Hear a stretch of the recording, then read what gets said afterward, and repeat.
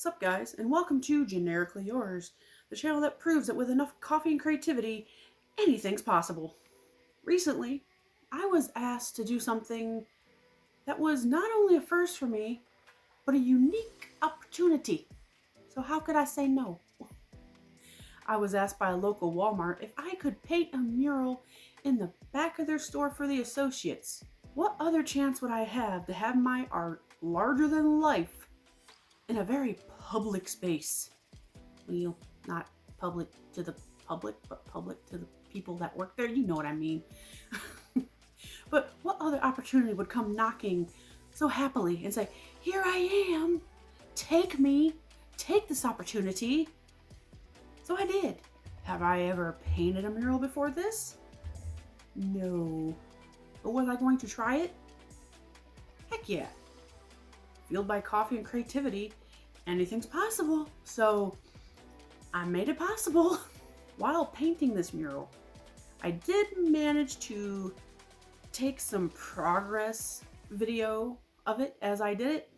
It's not a full-fledged video. I didn't have my tripod or anything, so it's just shot off my phone, but I figured it would be worth it to show that even though I've never painted anything nearly this big, this bulletin board they had me paint had to be at least between 10 to 15 feet wide-ish. It was big. I had to pan the video big. But I wanted to at least document my progress. And I thought it'd be fun to make a video to show you guys what I did. When they asked me about painting the mural, they said, "Hey, go ahead and come up with an idea for it." Great. Wonderful. The only idea I had was that this Walmart happens to be in the Sweet Onion City with a full-blown mascot and everything. I just rolled with it. I went ahead and included the water towers that also have onions on them. And a few years back, our town put in a water fountain that's an onion, because of course it is. It's kind of cute. It's better at night. It's lit up. It's kind of pretty. But I figured I might as well go ahead and include it because it's kind of iconic in its own weird little way. But I did put my own little spin on it. I kind of made it a little bit more Tim Burton inspired, a little bit taller, a little bit more curved. But the hardest part of this whole mural, honestly, was the Walmart building.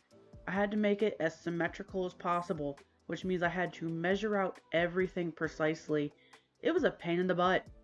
And all I had to go on was a picture of the building that I took from the parking lot. So yeah, that was fun. And then I also wanted to include the little onion mascot. But of course, I could not include the actual onion mascot for a couple reasons. First off, look at this nightmare fuel. Look at it. It's gotten a little bit cuter. The new one's a little cuter. But still, no. Just no. I'd rather not. Plus, I think he's copyrighted. So, I came up with my own version. A much cuter version. I named him Wade.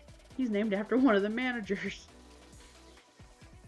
But little Walmart Wade the onion, with his little vest, the amount of layers on his onion peel is incredible. It took a lot to get him to look like an actual onion. But you know, when it comes to painting like this, just keep adding layers and keep mixing colors and layering until you get it to look how you want. Honestly, that's just the trick to painting, especially I found with acrylics, and that's all I used on this wall was acrylic. Just keep mixing colors, keep layering it until you get the look you want. The grass, for example, I went through at least 5 to 6 different shades of green, and I just kept mixing and mixing and mixing until I got it to look how I wanted. Same with the onion fields, the dirt. I just kept layering and kept going until it looked right. And here you can clearly see just how many layers there are. in that onion to make him look like an onion. And the amount of detail I put in this, I tried my best to keep it simple but detailed. I did also learn a few things doing this mural. Because it was my first one, I realized afterwards I should have done the sky first. Lesson learned. After I peeled off the tape, I had to touch up the fountain, the building, the grass. Like I said, I learned my lesson the hard way. If I ever do another mural, sky is first, 100%, and then I'll work my way forward to what's in the foreground. Hard lesson, but it was learned.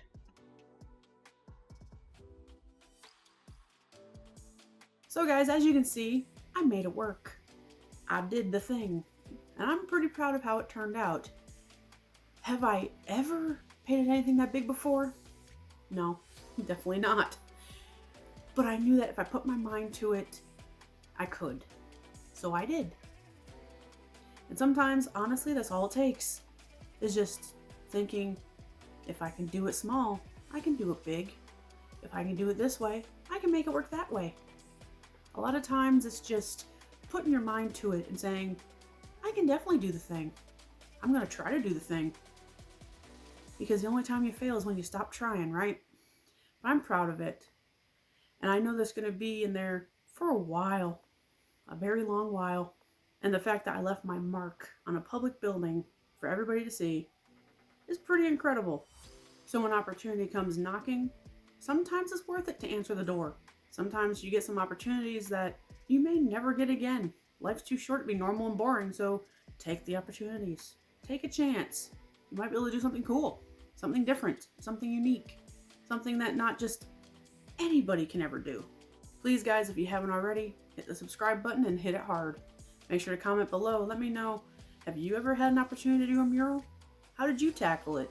I just did it how I would do a normal painting, but big. It's the only way I knew to do it. And please guys, on the way out, don't forget, slap that like on it.